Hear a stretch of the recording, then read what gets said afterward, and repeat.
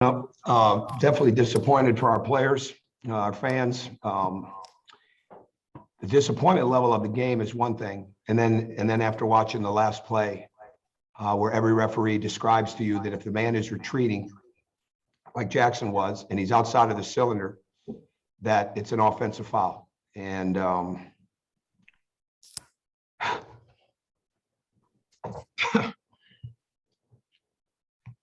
but our guys competed at a high level.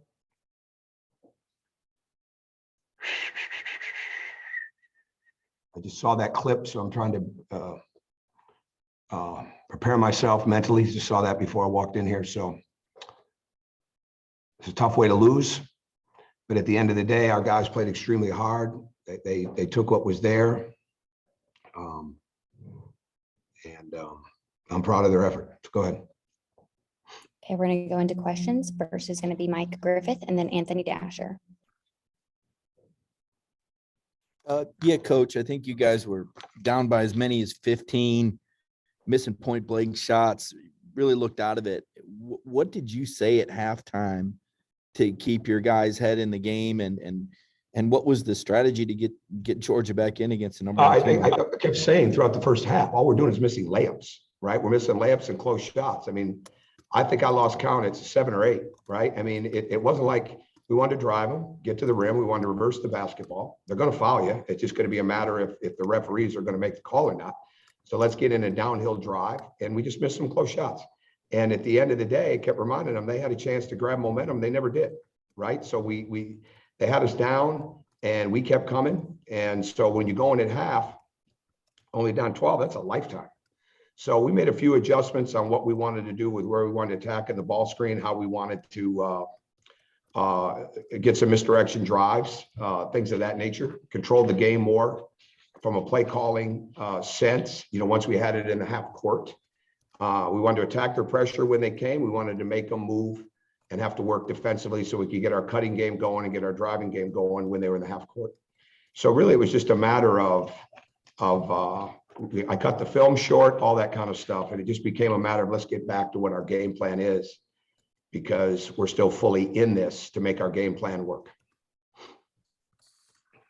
If I just get you to talk about the final 3 or 4 minutes, lead went back and forth, I think 5 times or something of that nature. Jackson put y'all ahead a couple of times, just kind of what you saw this last few minutes. Well, unfortunately, when you miss a couple free throws, that's tough, right? And we're shooting 81, 80, 82, whatever we're shooting from the line in the league. You know, you get 29 attempts, that's pretty good. But we're usually making more than 20. And we had some tough misses there. But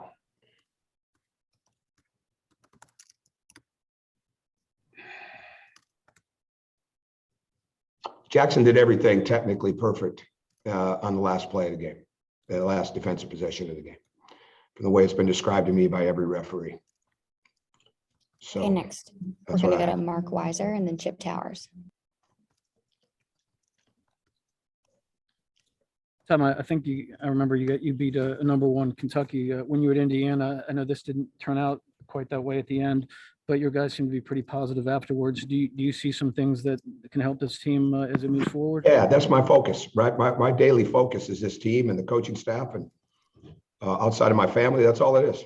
And so it takes up a lot of time, and that's to give them every opportunity to be as successful as they can be, to treat each game as a game plan game, and have them understand what's there. And when we don't take advantage of it, get us back to taking advantage of it. We didn't play a perfect game. You don't have to play a perfect game to win. You have to play a solid execution game with great effort and great toughness. And that's what our guys did. So I think we'll continue to build on it the best we can that way. And they should never get discouraged. I told them, if you never hear another word I say in your life, all right, don't ever let disappointment turn into discouragement. Because disappointment is inevitable in life. Discouragement's a choice we make that many times you can't get out of. And there's no need to be discouraged. There's a need to be disappointed and have an urgency to move forward. That's all it's really about. Coach, 2 things. Did you ever get a chance to talk to KD before or after the game? And I'm just coaching the game, Chip. I shook his hand. I just coached the game. And just it's a 6. At the end of the day, it's a 6-win team against a 21-win team, a number one ranked team coming in today.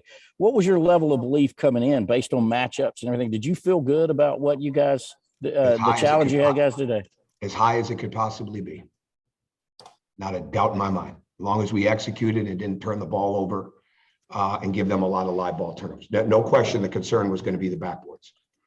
And ultimately, an offensive board got us. But that was going to be the biggest concern was how could we compete on the glass, with their size, not try to challenge them at the rim because of the shot blocking abilities that they have.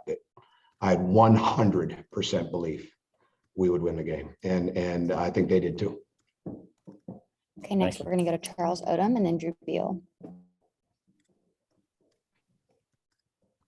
You mentioned the mislayups in the first half. The points in the paint were a dramatic turnaround, and obviously there was a reason for some of those mislayups in the first half. What was you end up 40-40 in points in the paint? What was the biggest key there? Oh, just the space, the misdirection, the attacking when it's there, and when it's not there, get it moved. You got to get the game moving so we can get our cuts, right? And make them guard, make them have to guard considerable time of the clock, not to a slow down pace. No, I don't mean that at all. But like if we're coming up in pressure, against pressure, let's go. But if we didn't have it, let's make the ball move. All right, let's make it move. Let's get them chasing us some. And I think when you do that, now that opens up the paint. And we didn't do as good a job of that in the first half, but we didn't do a bad job. We're just missing close shots. And in the second half, we were much better at it. Our execution was good. We weren't in a rush. And many times we held them to one shot. Hey, Coach, I asked Jackson this, but after Wednesday's game, defense was such a big point of emphasis, and come out tonight, hold the number one team to under 40% shooting. What kind of improvements did you notice, or were you proud of over 3 days that turning that around like that? We're a game plan team, so staying true to the game plan. And we made some adjustments on how we were going to guard their better players. At times, we did a really good job of that. You put a lot of emphasis on Jabari Smith. KD's last bucket was. We were not in the gaps the way that we needed to be in that situation, because that's basically where he plays, is from that left, what I call the snake. It's that far wing area. It's between the slot and the wing. We call it a snake area, and that's where he likes to attack from. And we just let him get to his right hand. So there were a couple miscues, but for the most part, our coverages were strong. We limited them. They took a lot of threes, I believe, in the second half, and we're able to rebound those and get out and play. And I think that was the biggest thing. The bottom line was better on the ball, but also more help in the gaps consistently. And I think we did that. I'll have to watch the film in full detail, but I think we did a much better job of that. Okay, next we're going to go to Mark Bradley and then Cole Aycock. Tom, you said that you'd seen the clip on the next to last play of the game. I've seen it about 4 times myself. What's your opinion? There's a lot of contact on that. Doesn't that have to warrant a foul one way or the other?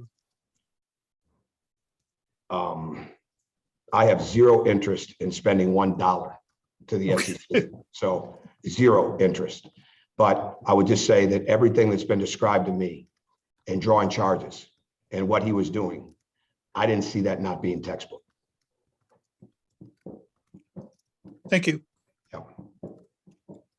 Yeah, Coach, you mentioned it earlier. Auburn has a lot of size and they're a very big team. So how difficult is it to, attack like a team like that not only block shots at the rim, but they alter a lot of shots? You have to move them around. You just have to move them around. That's the most important thing. Okay, we're going to finish with Jared Smith. Hey, Coach, even in a loss, Carrier said this is the hardest we played this season and best we've played so far. Do you kind of agree with that statement that you guys played like? Yeah, I'm not reflective right now. We played hard. We played really well and did a lot of good things. We had great effort. Our execution was really good, and we played with great toughness. That's kind of where I'm sitting, and I'll watch the film and get ready for Florida. So thank you. Thanks, Anybody else? Anybody else? All right, thank you.